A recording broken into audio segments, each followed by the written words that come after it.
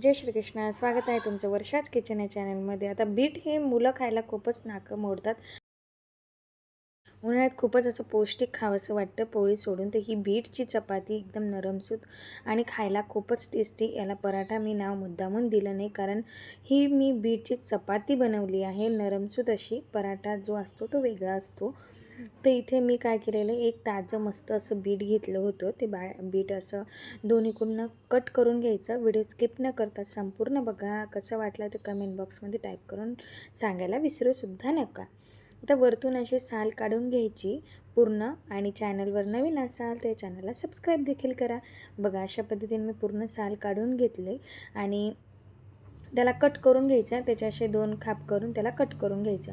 Bit हे खूप पौष्टिक आहे, खूप प्रमाणात हिमोग्लोबिन असतं. पण मुलं कसे खात नाही, तर त्या पद्धतीने आपण याला अशा पद्धतीने देऊन त्यांना खाऊ घालू शकतो. आणि आपल्यालासुद्धा सगळ्यांना पौष्टिक आहे. उन्हाळ्यात खूप असं पौष्टिक खाण्याची गरज असते. तर असे काप करून मी ते मिक्सरच्या भांड्यामध्ये टाकून घेतले. सोबतच 2 आल्याचे काप टाकले छोटे छोटे आणि 7-8 लसणाच्या पाकळ्या घेतल्या.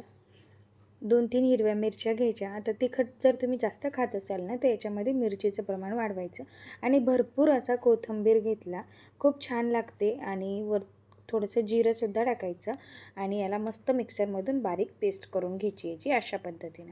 नंतर इथे मी गव्हाचं पीठ घेतलेलं आहे. गव्हाच्या पिठामध्ये इथे मी धना पावडर आणि गरम मसाला एवढं वापरलेलं आहे. चवीपुरतं मीठ टाकायचं, कारण जिरं आपण त्याच्यामध्ये बारीक करून घेतलेलं आहे.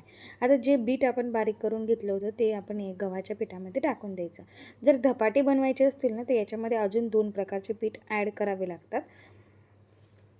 तर आता मी इथे हे बीटचं जे पूर्ण आहे ते त्याच्यामध्ये टाकून दिलेलं आहे. आता बीटनं आपली स्किनसुद्धा चांगली राहते, केससुद्धा चांगली राहतात. शरीरामध्ये भरपूर प्रमाणात हिमोग्लोबिन मिळतं आपल्याला आणि एक ताकदसुद्धा मिळते. तर अशा पद्धतीनं ते पिठामध्ये टाकून अगोदर पाणी न टाकता त्याला असं चोळून घ्यायचं, कुस्करून घ्यायचं, पूर्ण व्यवस्थित स्मॅश करून घ्यायचं. नंतर याच्यामध्ये आपल्याला पाणी टाकायचं आहे.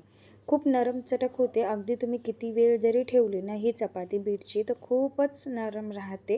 तर मिक्सरच्या भांड्यामध्येच मी थोडंसं पाणी घेतलं आणि पाणी टाकून याचा मस्त असं कणिक मळून घेणार आहे. जसं आपण चपातीला उंडा मळून घेतो ना, त्याच पद्धतीनं इथं हा उंडा आपल्याला मस्त मळून घ्यायचा आहे छानपैकी. असं थोडं थोडं पाणी टाकत त्याचा उंडा मळून घ्यायचा आहे. तर बघू शकता अशा पद्धतीने मी ते मळून घेतलं आणि वरतून त्याला 1 चमचाभर तेल टाकायचं छोट्या चमच्याने. आणि तेल टाकून परत याला थोडंसं स्मॅश करून घ्यायचं, व्यवस्थित मळून घ्यायचं. अशा पद्धतीने कुस्करून घ्यायचं. बघू शकता तो उंडा मग असा सॉफ्ट सॉफ्ट होतो आणि आपली चपाती तेवढीच छान येते. बीटची खूपच मस्त येते. संध्याकाळपर्यंत जरी राहिली किंवा प्रवासात जरी तुम्हाला हे न्यायचं असलं तरीही खूप नरम चटक राहते. तसं तेल लावून याला एक 10 मिनटं झाकून ठेवलं आणि 10 मिनटानंतर आपण याला बनवायला घेणार आहोत. तर थोडंसं त्याची अशी मोठी लाटी घ्यायची गोल, थोडी हातावर अशी गोल गोल करून घ्यायची मस्त अशी. तुम्ही पण अशाच पद्धतीने बनवता का, ते मला कमेंट बॉक्समध्ये टाईप करून नक्की सांगा.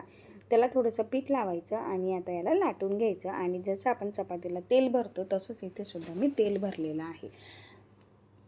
आतमधून तेल भरलं म्हणजे तो नरम चटक होतो आणि असे 2 भाग चपातीचे मस्त 2 भाग होतात.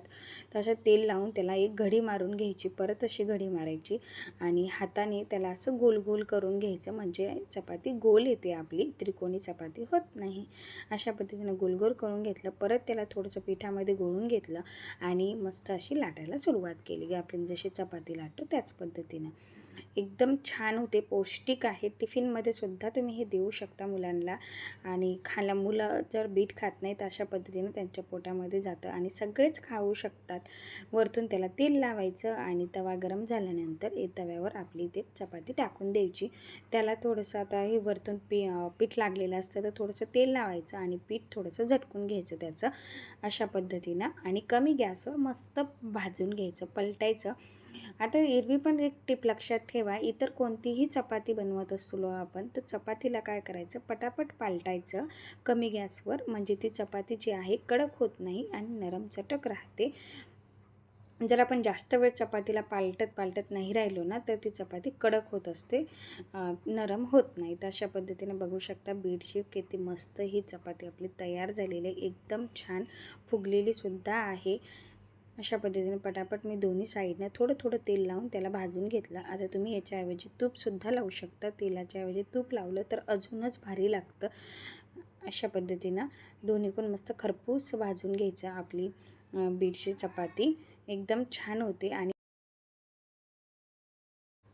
हातावर अशा पद्धतीनं त्याला करायचं म्हणजे ती नरम चटक राहते. आता त्यातली वाफ गेली तर बघू शकता किती छान आपली बीटची चपाती तयार झाली. अशाच पद्धतीने मी बाकीचे सुद्धा पटापट बनवून घेतल्या आणि वरतून मस्त तूप किंवा बटर लावा, अजून त्याची टेस्ट वाढवा. आणि हे आपण दह्यासोबत किंवा इतर चटणी जरी बनवून घेतली तरी चालते. तर मी तर हे दह्यासोबतच मुलांना खायला दिलं. मीडियम आंबट दही होतं. वरतून तूप लावल्यानंतर बघू शकता किती मस्त आपलं बीटची चपाती तयार झालेली आहे. आतून पण नरम चटक झालेली आहे. तर अशा छान छान रेसिपीसाठी या चॅनलला लाईक, शेअर, सबस्क्राईब करायला विसरू नका. आणि कमेंट देखील करा की तुम्हाला ही माझी रेसिपी कशी वाटली ते. आता दह्यासोबत एन्जॉय करा. थँक्यू. बाय. जय श्रीकृष्ण.